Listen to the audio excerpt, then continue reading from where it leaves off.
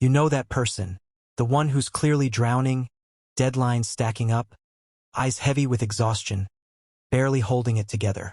You ask if they need help, and they flash a tight smile. I'm fine. I've got this. That person might be you. And if it is, you probably just felt that familiar twist in your chest. The one that hits when someone names a truth you've spent years quietly burying. We often label people who never ask for help as proud, stubborn, or arrogant. Sometimes that's part of it. But for most, it's deeper. A survival strategy that once kept them safe but never got updated. Think back. At some point, likely when you were young, you reached out. You showed vulnerability, admitted you were struggling. And what happened? Maybe you were dismissed, ignored, frustrated, or met with unavailability. Your nervous system, wired for pattern recognition, took note.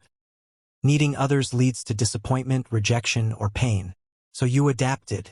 You became the one who figures it out alone. The reliable one who doesn't burden anyone. That adaptation probably carried you far through school, work, tough times. It worked. But here's what sneaks up on you. It's no longer just a behavior. It's fused into your identity. Asking for help doesn't feel like a practical step. It feels like a threat to who you are. If the competent, self-sufficient version of you crumbles, what's left? Research backs this up. A 2008 study by Flynn and Lake in the Journal of Personality and Social Psychology showed people underestimate others' willingness to help, often by nearly 50%. We assume asking is a huge imposition when it's usually not. Yet knowing the statistic rarely moves the needle because the barrier is emotional, not informational. When handling it myself has been your cornerstone for years, sometimes decades, leaning on someone else threatens the whole structure. So you push through on fumes. You stay up late wrestling problems a quick conversation could fix. You tell yourself you'll ask when it gets really bad, but really bad keeps shifting as your tolerance for silent suffering climbs. The cruel irony? The more capable you appear, the more invisible your struggle becomes. You've trained everyone around you to see you as fine, so they stop checking in. It's a self-reinforcing cycle. This pattern shows up especially in relationships, romantic, friendships, family.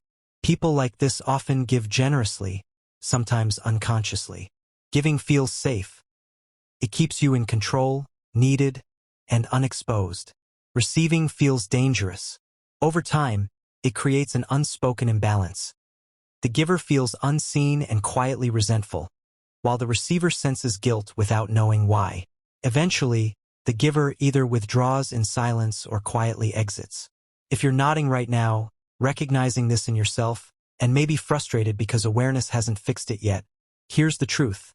Insight is the starting line, not the finish. Knowing why doesn't rewire the nervous system overnight.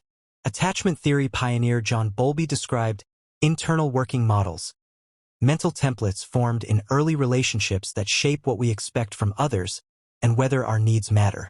These models run deep, resistant to logic alone. Telling yourself it's irrational not to ask is like telling someone afraid of heights that falling is statistically rare. The rational brain gets it, but the body doesn't trust it. Change happens gradually, through small, repeated experiences. Asking for something minor, surviving the vulnerability, discovering the other person didn't recoil or feel burdened. You stay whole even when seen as someone who needs.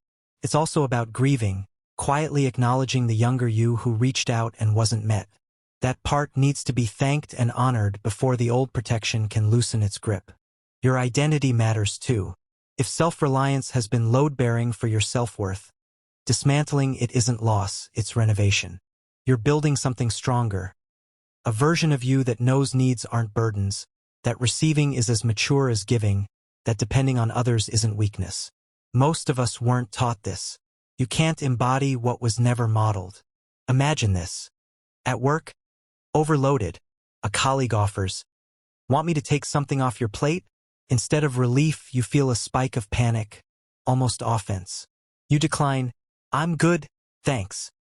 Then grind through resentment and quiet pride in handling it solo. Later, exhausted and hollow, you can't quite name the ache. It's not just the workload. It's the story you're living in, that accepting help says something unacceptable about you. If this resonates, if reading it brings that particular ache, hear this, The strength you built carrying everything alone is real. It got you this far. But it was always a bridge, not a home. No one is designed to carry it all forever. The people who would show up for you, they exist. You've just been so masterful at not needing them that they don't realize you do. That's not anyone's fault. It's just the next place to grow.